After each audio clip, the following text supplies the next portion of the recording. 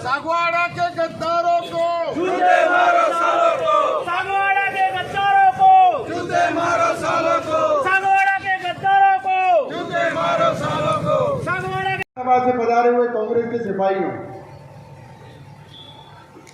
निलंबन करने का अधिकार सरकारों के पास है, लेकिन सागवाड़ा का नगर पालिका का चेयरमैन और वाइस चेयरमैन को निलंबित किसके कहने पे किया, ये सोचने की जरूरत है। साथियों, दिमाग में रखना आप इस बात को कि राज्य सरकार भारतीय जनता पार्टी की और उनकी सरकार ने निर्णय लिया। अगर उनकी सरकार ने निर्णय लिया तो बीजेपी के कहने पे लिया होगा, बीजेपी के जिला अध्यक्ष के कहने पे लिया होगा, बीजेपी के विधायक के कहने पे लिया होगा। और अगर उनके कहने पे लिया होता तो वो ऑर्डर यहाँ जयपुर से सागवाड़ा आता तो उसका श्रेय बीजेपी के जिला अध्यक्ष को, वहां के ब्लॉक अध्यक्ष को, वहां के मंडल अध्यक्ष को लेना चाहिए था। कि साहब सागवाड़ा का कांग्रेस का अध्यक्ष और उपाध्यक्ष के खिलाफ हम निष्कासन का ऑर्डर लेकर के आ गए हैं, तो बीजेपी वालों को खुशी होनी चाहिए। तो उनका जिला अध्यक्ष आकर के प्रेस कॉन्फ्रेंस करता, लेकिन 48 घंटे हो गए हैं, अभी न तो इस निलंबन का समर्थन न तो भाजपा के जिला अध्यक्ष ने किया है, न उनके ब्लॉक मंडल ने किया है, न उनके विधायक ने किया है, न एक पार्षद सोशल मीडिया पे ये कहने के लिए तैयार है कि ये निर्णय अच्छा हुआ है। ये भारतीय जनता पार्टी की सरकार से पूछना चाहता हूं कि ये निर्णय किया किसने? ये तो भूमाफियाओं ने, कांग्रेस के दल बदलुओं ने सौदाबाजी करके, और मुझे लगता है कि राजस्थान की सरकार को गुमराह करके और झूठे दस्तखत करा करके या लेन देन करके करवाया गया है। वरना इन 48 घंटों में कोई तो बीजेपी का आदमी आता है सामने कि हमने ये करवाया है। कर कौन रहा है?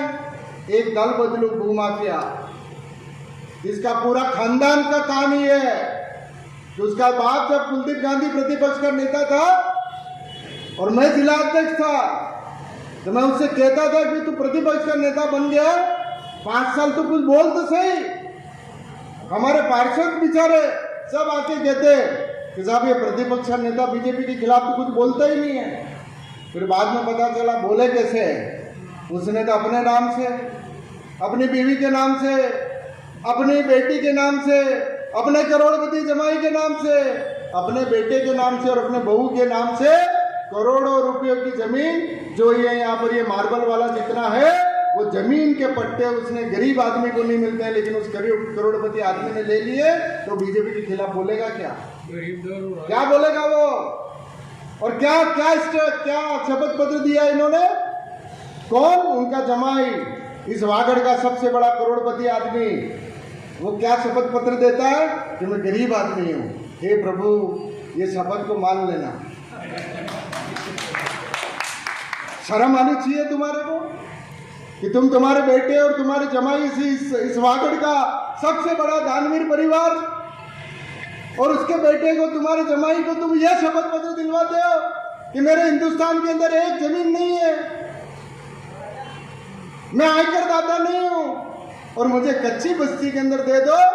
इससे बड़ा दरिद्र काम का क्या हो सकता है? इनके ऊपर तो मुझे दया आती है, ऐसे आशीष गांधी और कुलदीप गांधी के, इन गद्दारों को।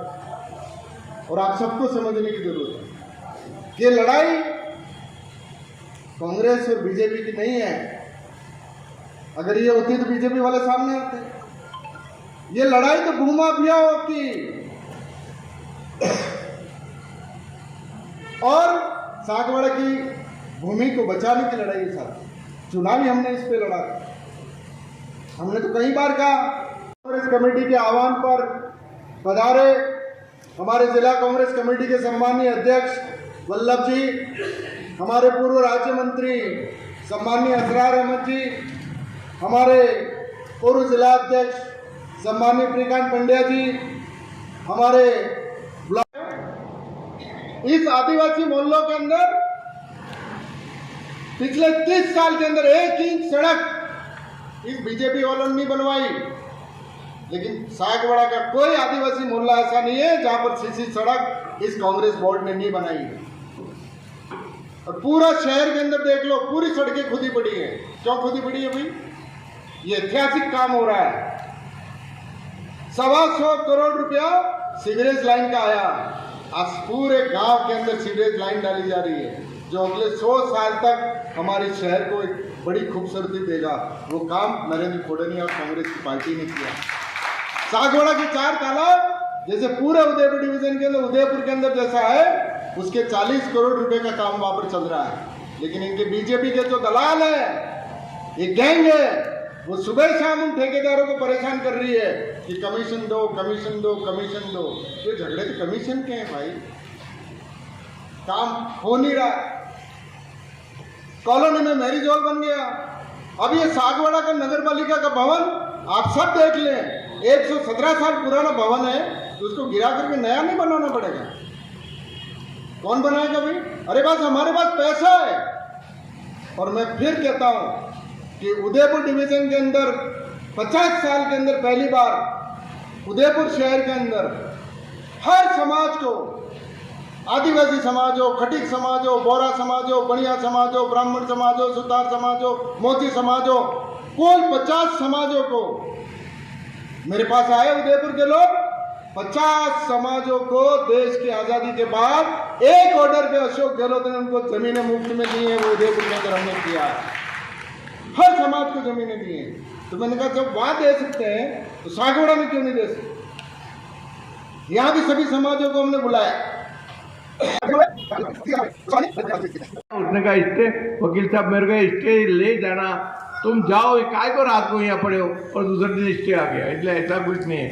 और मैंने भी कांग्रेस के इस तरह से कई ब्लैकलिस्ट और कई तरह की, मेरे फादर थे उस वक्त, तो कई तरह के शिकायत रोज नहीं, शिकायत रोज मेरे पंपसेट की रोज साहब शिकायत होती थी, कोई परवाह नहीं। तो आज तो 74 साल हो गए।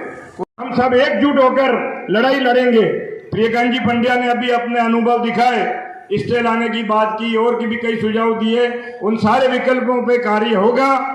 सामुदायिक भवन बनाने के लिए एक पट्टा देने का काम कर रहे थे, और इसके लिए ये भूमाफियानों ये जमीन की दलाली करने के लिए ये सब सारी जमीन ये लोग इन सर्व समाज को देंगे। हमारे पास क्या आएगा, यूं करके इन्होंने ये कार्रवाई कराई है।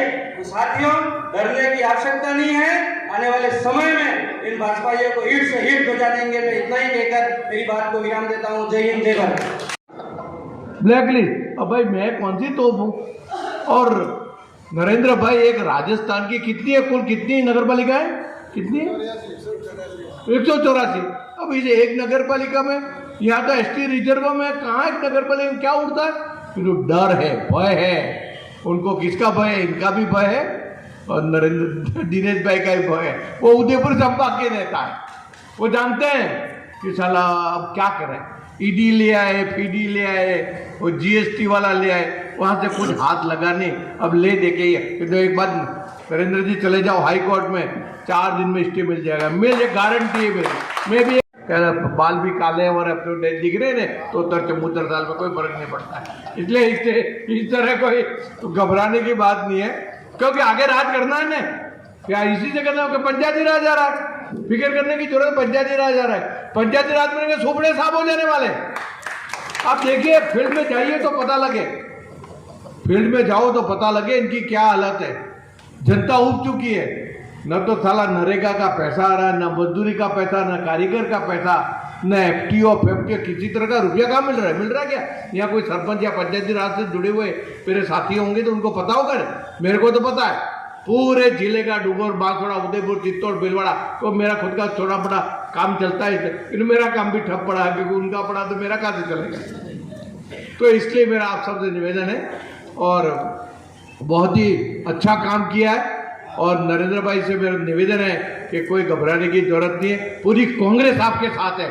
और जो कांग्रेस के विरोध में है उनको कांग्रेस के अगर निकालना है, माननीय जिलाध्यक्ष जी आप में उसके लिए मतलब पूरा अधिकार है। आजकल तो मैं तो देख रहा हूँ, मैं भी अभी जयपुर दिल्ली जाके आया हूँ, तो ऐसा लगता है कि अध्यक्ष जी को खूब पावर दे दिए। अब कौन सा पावर है वो तो पता नहीं, पर दिए बहुत पावर है क्या।